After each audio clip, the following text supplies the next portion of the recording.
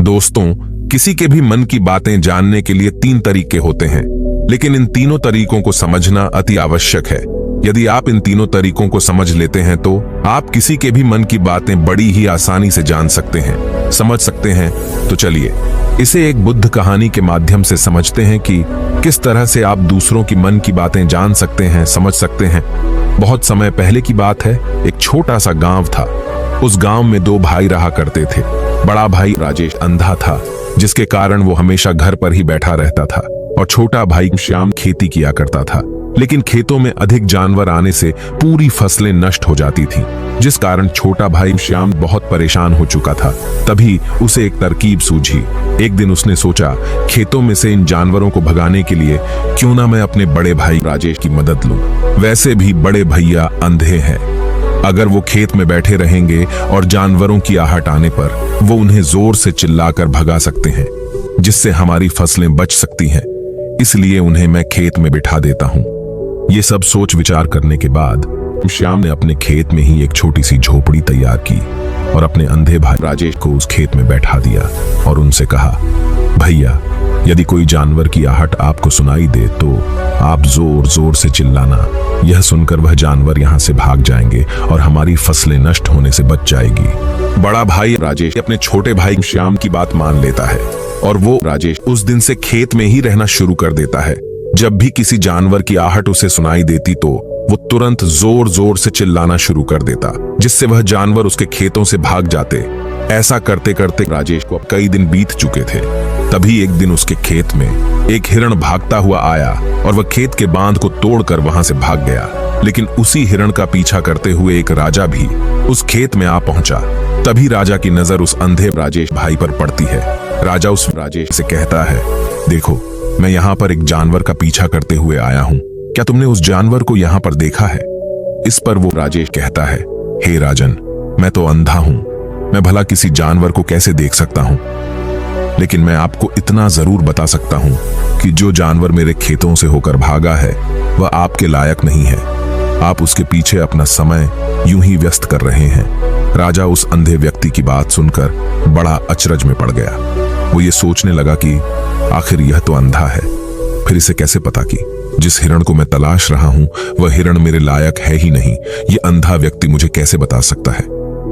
तभी राजा उस अंधे व्यक्ति से कहता है, कहीं तुम मुझसे झूठ तो नहीं कह रहे हैं? एक तरफ तुम ये कहते हो कि तुम अंधे हो और दूसरी तरफ तुम ये भी कह रहे हो कि जो जानवर यहाँ से भागा है वो मेरे लायक नहीं है। इस पर वो अंधा राजेश कहता है, हे राजन, जिसे आप एक हिरण समझ रहे हैं, असल में वह एक हिरण नहीं है, बल्कि एक हिरणी है, और वह भी गर्भवती है।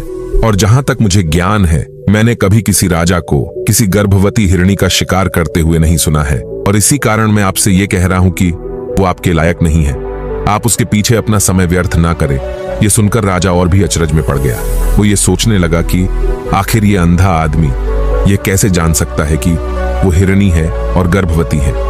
राजा कुछ देर सोच विचार करने के बाद अपने सेनापति से कहता है, सेनापति जी, मुझे वो जानवर जिंदा चाहिए, क्योंकि मुझे यह पता करना है क्या वो हिरणी है और क्या वह गर्भवती है, क्योंकि यह अंधा आदमी बहुत विश्वास के साथ कह रहा है और मुझे इस बात की पुष्टि करनी है। यदि वह हिरणी हुई और गर्भवती हुई तो वह हमारे शिकार के लायक नहीं है, क्योंकि हम तो एक हिरण का पीछा कर रहे थे। इसलिए जाओ और पता करो कि क्या वो हिरणी है। सेनापति राजा से आज्ञा लेकर आगे की ओर चल पड़ते हैं, और कुछ देर बाद जब वह वापस लौटकर आता है तो वह राजा को कहता है, हे राजन, इस अंधे आदमी ने जो भी बातें कही हैं वो बिल्कुल सत्य है। वो एक हिरणी ही है और वह गर्भवती भी है। ये सुनकर राजा आश्चर्यचकित रह गया। उसे समझ नहीं आ रहा था कि आखिर अंधा आदमी कैसे पता कर सकता है कि वह जानवर एक हिरणी है और तो और वह गर्भवती है। भला एक अंधा आदमी ये कैसे देख सकता है? ये कैसे जान सकता है? आखिर इसे यह कैसे पता चला? ऐसे कई सारे प्रश्न अब राजा के मन में उठने लगे। अब राजा ने यह ठान लिया था कि मुझे इस बात की तह तक पहुंचना ही है। आखिर ये अंधा आदमी कैसे जानता है कि वह जानवर एक हिरणी है? ये सोचकर राजा उस अंधे राजेश के पास जाता है और उस अंधे आदमी से कहता है, देखो, मैं ये तो नहीं जानता कि तुम सचमुच अंधे हो या नहीं, लेकिन मैं तुमसे एक बात जानना चाहता हूं। क्या तुम मेरे प्रश्न का सही सही जवाब दोगे? इस पर अंधा व्यक्ति कहता है, हे राजन, आप जो कुछ पूछना चाहते हैं मुझसे पूछ सकते हैं। मैं आपको बिल्कुल सच सच जवाब दूंगा। इस पर राजा कहता है, देखो, एक तो तुम कहते हो कि तुम अंधे हो और दूसरी तरफ तुमने यह बता दिया कि जिस जानवर का पीछा मैं कर रहा हूं वह एक हिरणी है, और तो और वह गर्भवती भी है। आखिर तुम्हें यह कैसे पता चला? तुम्हारे खेत में और भी तो जानवर आते होंगे, और भी तो जानवर यहां से गुजरते होंगे, फिर तुमने यह कैसे अंदाजा लगाया? तभी वो अंधा राजेश राजा से कहता है, हे राजन, आप जिस हिरणी का पीछा कर रहे थे वही हिरणी जब मेरे खेत में आई तो उसकी रफ्तार और उसके भागने की आहट से मुझे यह एहसास हो चुका था कि यह एक हिरणी है, और मेरे खेत की जो बांध है वह बहुत छोटी है, उसकी ऊंचाई ज्यादा नहीं है। यदि कोई हिरण होता तो उस बांध को बड़ी आसानी से लांघ जाता, लेकिन वह हिरणी इस बांध को तोड़कर भागी है, और यदि वह इस बांध को छलांग लगाकर पार करने का प्रयास करती तो इससे उसके बच्चे को खतरा होता, और इसी बात से मैंने ये पता लगा लिया कि वह गर्भवती है। इस कारण वह ज्यादा ऊंची छलांग न लगाकर मेरे खेत की बांध को तोड़ते हुए भाग गए। इस पर राजा के मन में एक और प्रश्न उठा। राजा ने कहा, किंतु तुम्हें कैसे पता चला कि वह एक हिरणी ही है, और भी तो कोई जानवर यहाँ पर आ सकते हैं? इस पर वह अंधा राजेश कहता है, हे राजन, मैं पूरा दिन सुबह शाम यहीं पर बैठा रहता हूँ और मेरी सुनने की शक्ति बहुत तेज है। मैं ये जान जाता हूँ कि कौन सा जानवर मेरे खेत में आया है, और उसी के आधार पर मैं जोर जोर से चिल्लाता हूँ ताकि वो मेरे खेत से भाग जाए और मेरे खेत की फसलों को नष्ट न कर पाए। राजा उस अंधे राजेश का यह जवाब सुनकर पूरी तरह से संतुष्ट हो चुका था। वह मन ही मन यह सोच रहा था कि आदमी भले ही अंधा हो, लेकिन यह तो बड़ा ज्ञानी मालूम पड़ता है। इस आदमी से कुछ ना कुछ तो काम निकलवाना ही चाहिए। ये विचार लिए हुए राजा वहां से उस अंधे राजेश को अपने साथ लेकर वापस अपने महल की ओर लौट आता है। राजमहल पहुंचते ही राजा उस अंधे राजेश से कहता है, आप तो बड़े ज्ञानी व्यक्ति हैं, आपको किसी भी बात का पता बड़ी आसानी से चल जाता है। आज मैंने आपको यहाँ पर इसलिए बुलाया है क्योंकि मैं आपसे ये जानना चाहता हूँ कि मेरी पत्नी पतिव्रता है या नहीं। इस पर वो अंधा राजेश कहता है, हे राजन, ये कैसा प्रश्न हुआ? इस पर राजा कहता है, मैंने आपसे बिल्कुल उचित प्रश्न किया है, मुझे इस प्रश्न का उत्तर दीजिए। इस पर वो अंधा राजेश कहता है, हे राजन, ये सारी बातें जाने दीजिए। आपकी शादी को इतने साल बीत चुके हैं और अब आप ये बात क्यों जानना चाहते हैं? आपके मन में ऐसे प्रश्न क्यों उठ रहे हैं? इस पर राजा जिद करते हुए कहता है, देखिए, आपको मुझे इस प्रश्न का उत्तर तो देना ही होगा।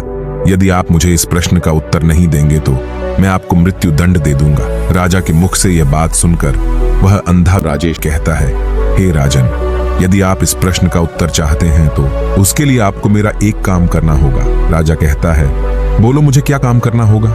इस पर राजेश कहता है, इसके लिए आपकी पत्नी को मेरे साथ कमरे में अकेले छोड़ना होगा। उस अंधे व्यक्ति की यह बात सुनकर राजा पहले तो क्रोधित हो जाता है, लेकिन फिर कुछ सोच विचार करने के बाद वह उस व्यक्ति की बात मान लेता है और अपने सेनापति को आदेश देता है, सेनापति जी, इस व्यक्ति को और मेरी पत्नी को एक कमरे में कुछ देर के लिए अकेला छोड़ दें। सेनापति बिल्कुल वैसा ही करता है जैसा राजा ने कहा।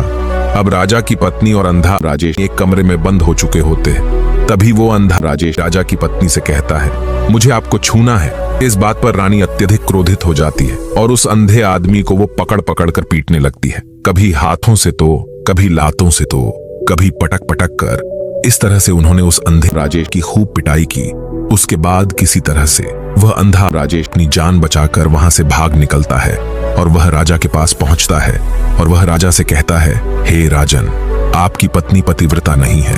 यह बात सुनकर राजा अत्यधिक क्रोधित हो उठता है और राजा अपनी तलवार निकालकर सीधा अपनी पत्नी की ओर जाता है और क्रोधित होकर वह अपनी रानी से कहता है, रानी जी, आज मैं जो भी सवाल आपसे करने वाला हूं उसका मुझे सच सच जवाब दीजिएगा, और यदि आपने एक शब्द भी झूठ कहा तो मैं आपका अभी के अभी सर धड़ से अलग कर दूंगा। तभी आगे बढ़े। राजा कहता है, मुझे बताइए, क्या आप पतिव्रता है या नहीं? इस पर रानी कहती हैं, हे राजन, आप भले ही मुझे जान से मरवा दीजिए, लेकिन मैं पतिव्रता नहीं हूं। राजा यह बात सुनकर बहुत खुश हुआ, क्योंकि उस अंधे राजेश ने जो भी कहा था वह बिल्कुल सच था। यह बात सुनकर तुरंत ही राजा उस आदमी के पास पहुंचता है और आकर उस अंधे राजेश से कहता है, तुम्हें कैसे पता चला कि मेरी पत्नी पतिव्रता नहीं है? इस पर वह अंधा राजेश कहता है, हे राजन, बड़ी सीधी सी बात है। मैंने तो आपकी पत्नी से बस इतना ही कहा था कि मुझे आपको छूना है, और इस बात पर वह इतना क्रोधित हो उठी कि उन्होंने गुस्से में आकर मुझे लात घूंसों से पीटना शुरू कर दिया। भला कोई औरत किसी और मर्द को कैसे छूने दे सकती है? लेकिन उन्होंने ना आव देखा ना ताव, बस लात घूंसे मुझ पर बरसाने शुरू कर दिए। वह भी तो एक छूना ही हुआ, और एक पतिव्रता नारी कभी भी पराये मर्द को नहीं छूने देती। जब मैंने उसे छूने के लिए कहा था तो वह उस वक्त मुझे मना कर सकती थी, लेकिन उन्होंने तो मुझे पीटना शुरू कर दिया, और देखते ही देखते उन्होंने मेरे पूरे शरीर को छू लिया। अब आप ही बताइए, ऐसी स्त्री भला पतिव्रता कैसे हो सकती है? इस पर राजा कहता है, तुम तो बड़े ज्ञानी मालूम पड़ते हो। अच्छा ठीक है, चलो तुम मेरे एक प्रश्न का और जवाब दो। यदि तुमने मुझे इस प्रश्न का सही सही जवाब दे दिया तो मैं तुम्हें यहां से जाने दूंगा। आगे राजा उस अंधे राजेश से कहता है कि तुम मुझे यह बताओ, क्या मैं सच में अपने पिताजी का ही बेटा हूं या फिर किसी और का? इस पर वो अंधा राजेश कहता है, हे राजन, इस बात से आपका क्या लेना देना?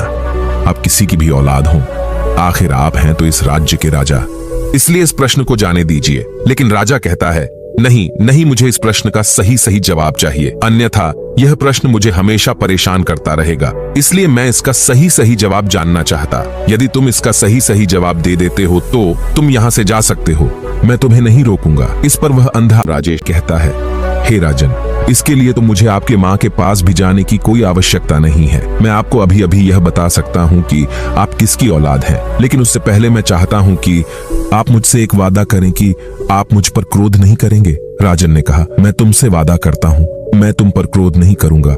इसके बाद वो अंधा राजेश राजा से कहता है, हे राजन, आप हैं तो अपने ही पिता के पुत्र, लेकिन आप पर एक कंजूस सेठ की छाया है।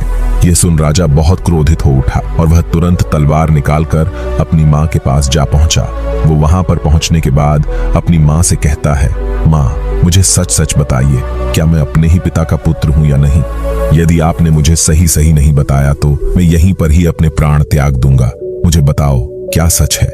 इस पर उस राजा की माँ कहती, बेटा, तू है तो अपने ही पिता का पुत्र, लेकिन तुम्हारे ऊपर एक कंजूस सेठ की छाया है। जब मैं एक बार नहाने के बाद अपना मुंह आईने में देख रही थी, तभी उस कांच के पीछे मुझे एक कंजूस सेठ नजर आता है और उसी की छाया तुम पर पड़ चुकी है। ये सुन राजा बहुत खुश हो जाता है और वह तुरंत दौड़ता हुआ वापस उस अंधे राजेश के पास पहुंचता है और उस अंधे राजेश से कहता है, तुम्हें यह कैसे पता चला कि मुझ पर एक कंजूस सेठ की छाया है? इस पर वह आदमी कहता है, हे राजन, आपने मुझसे कई सारे सवाल पूछे जिनका जवाब मैंने आपको सही सही दिया है। यदि कोई और राजा होता तो मुझे इसके बदले में ढेरों सारे इनाम देता, लेकिन अब तक आपने एक फूटी कौड़ी तक नहीं दी। इस बात से ही मैंने अंदाजा लगा लिया था कि आप बहुत कंजूस हो।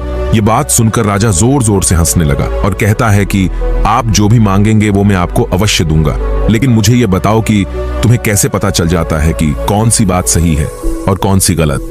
तुम किसी भी बात का इतना सटीक और सही जवाब कैसे दे पाते हो? इस पर वह अंधा राजेश कहता है, हे राजन, मैं तो वैसे ही अंधा हूं। यदि मेरी आंखें होती तो मैं किसी की भी मन की बातें बड़ी सरलता से जान लेता। मन की एक भाषा होती है और यह भाषा मनुष्य के शरीर के व्यवहार के रूप में देखी जा सकती है। उसकी आंखों से, उसके होठों से, उसके काम करने के तरीके से, उसकी क्रियाओं से पता किया जा सकता है कि उसके मन में क्या चल रहा है। उसके आधार पर हम किसी के भी मन की बातें जान सकते हैं, लेकिन मैं तो अंधा हूं, मैं देख नहीं सकता, इसलिए मैं क्रियाओं से देखता हूं। यदि मुझे कोई बात जाननी हो तो अगले आदमी को कुछ काम देना पड़ता है, जिस पर वो व्यक्ति किस प्रकार काम करता है, किस तरीके से इस काम को करता है, उसके आधार पर ही मैं यह पता कर पाता हूं कि उसके मन में क्या चल रहा है। तभी वह राजा कहता है, तो क्या इसका अर्थ यह हुआ कि मैं भी किसी के मन की बातें जान सकता हूं? इस पर वो अंधा आदमी कहता है, हे राजन, अवश्य आप भी किसी भी व्यक्ति के मन की बात जान सकते हैं, किंतु उससे पहले आपको अपने ऊपर काम करना होगा, और वह काम है अपने मन को शांत कर अपने मन को वर्तमान में लाना, जिसके लिए मैं आज आपको 3 तरीके बताने वाला हूं, और ये तीनों ही तरीके बड़े ही आसान और सरल है। किंतु हे राजन, उससे पहले आपको एक काम करना होगा, अपने मन को एकाग्र करना हो। जब हम अपने मन को एकाग्र करते हैं, अपने मन को वर्तमान में लाते हैं, तो हम दूसरे के मन की बात जान सकते हैं, क्योंकि वह आदमी अभी भी अपने मन में वर्तमान में ही सोच रहा है, और हमें भी मन को वर्तमान में ही लाना होगा, तभी हम उसके मन की बातें जान सकते हैं। यदि हम अतीत में हुई घटनाओं के बारे में सोच रहे हैं तो वह जो अगला आदमी वर्तमान में सोच रहा है, वर्तमान में अपने मन में बात कर रहा है, वह हम कैसे जान पाएंगे? क्योंकि हम तो अतीत की घटनाओं में डूबे हुए हैं। इसलिए किसी के भी मन की बात जानने के लिए सबसे पहले हमें हमारे मन को एकाग्र करना होगा, उसे वर्तमान में लाना होगा। आगे वो व्यक्ति राजा से कहता है, हे राजन, जो 3 तरीके मैं आपको बताने वाला हूँ, इन 3 तरीकों से बड़ी आसानी से किसी के भी मन की बातें जान सकते हैं। उसके बाद वो अंधा राजेश राजा से कहता है, हे राजन, सबसे पहला तरीका है वो है चेहरे के हाव भाव होते हैं, जिससे हम मन की बातें बड़ी आसानी से समझ सकते हैं और इन्हें भी समझना बहुत जरूरी है। कभी कभी कोई व्यक्ति अपने चेहरे से, जैसे आंख, होंठ और बहुत से कुछ अलग अलग व्यवहार करता है।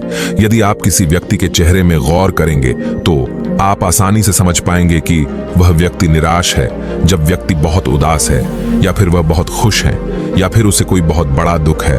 वह अपने अंदर क्या महसूस कर रहा है, ये सारी बातें हम उसके चेहरे के हाव भाव से पता कर सकते हैं। फिर चाहे इंसान जुबान से कुछ बोले या ना बोले, लेकिन आप उसके चेहरे से सब कुछ पता कर सकते हैं।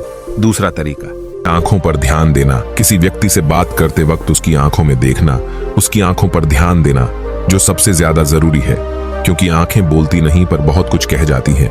यदि हम किसी व्यक्ति की आंखों के इशारों को समझना सीख जाए, हम यह जान पाएंगे कि व्यक्ति के दिमाग में क्या चल रहा है, वो क्या सोच रहा और अभी वह क्या करने वाला। मेरे पास आंखें नहीं, लेकिन मैंने अपने गुरु से यह विद्या सीखी है, क्योंकि बहुत सालों पहले मेरे पास आंखें थीं और मैं उस वक्त लोगों के मन की बातें केवल उनकी आंखों से ही जान लेता था। इसलिए यदि आप भी दूसरों की मन की बातें जानना चाहते हैं तो आपको भी उनकी आंखों पर गौर करना चाहिए, जैसे कि उनका आकार कैसा है, वो कब, कहां और किधर देख रहे हैं।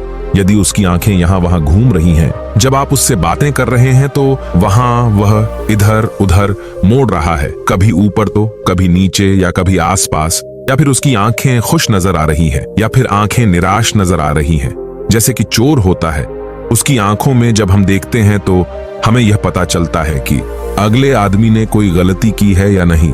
ठीक उसी प्रकार जब हम किसी चालक व्यक्ति की आंखों में देखते हैं तो आपको पता चलेगा कि उसकी आंखों में एक भाषा होती है। एक बहुत ही सीधा और आसान तरीका होता है।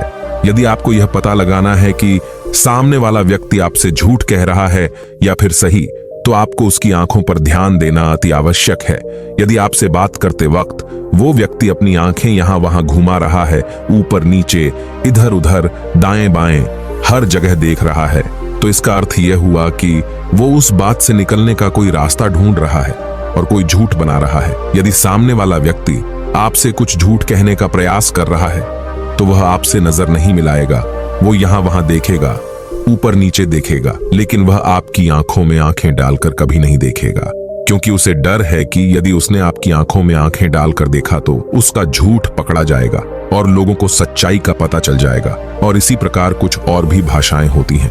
जब आप किसी की आंखों में आंखें डालकर यह देखना शुरू कर देंगे कि उसके हाव भाव क्या है, ठीक उसी प्रकार आगे अंधा व्यक्ति राजा को तीसरा तरीका बताते हुए कहता है, हे राजन, इसी प्रकार तीसरी भाषा भी है, अर्थात तीसरा तरीका भी है, और वो है हाथों के इशारे और शरीर का व्यवहार। मन की बात समझने के लिए हमें हाथ के इशारे और शरीर के व्यवहार को समझना बहुत आवश्यक है। कोई व्यक्ति जब बात करता है तो आपने देखा होगा कि वो अपने हाथों को हिलाता रहता है, अपने हाथों से इशारा करता रहता है।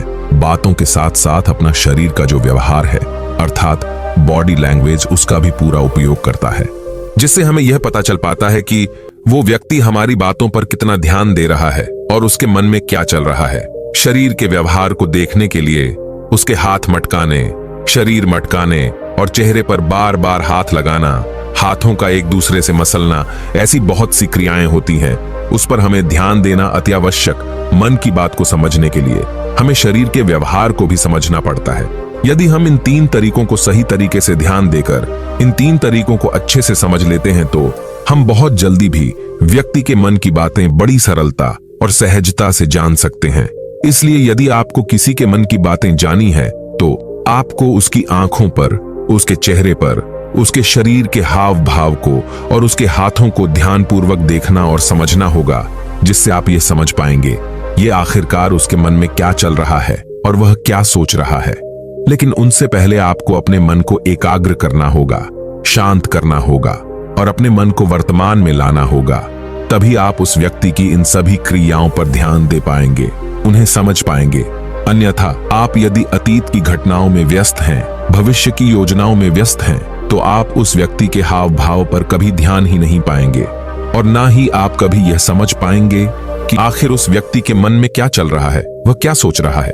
आपने देखा होगा कि ऐसे कई बड़े संत महात्मा हैं जो बड़ी ही शांति से आपको देखते हैं और आपको देखकर ही यह बता देते हैं कि आपके मन में क्या चल रहा है, आप उनसे क्या जानने आए हैं। और इसका सबसे बड़ा प्रमुख कारण यही है कि वो आपको पढ़ सकते हैं, आपको समझ सकते हैं, आपकी मन की बातें जान सकते हैं, क्योंकि उनका मन एकाग्र है, शांत है। और यही कारण है कि वो आपके मन की बातें बड़ी सरलता से समझ जाते हैं। अंधा राजेश राजा से कहता है, हे राजन, यही थे वह 3 तरीके जिनसे किसी के भी मन की बातें आसानी से जान सकते हैं। इतना जानने के बाद राजा ने अपने सेनापति से कहकर अंधे राजेश को सही सलामत घर छोड़ने का आदेश दिया। तो दोस्तों, उम्मीद करता हूं आपको इस कहानी से एक अच्छी सीख मिली होगी। यह कहानी आपको कैसी लगी हमें कमेंट बॉक्स में कमेंट करके जरूर बताएं और इस कहानी को अपने दोस्तों के साथ जरूर शेयर करें ताकि उन्हें भी इस कहानी से कुछ सीखने को मिल सके। धन्यवाद।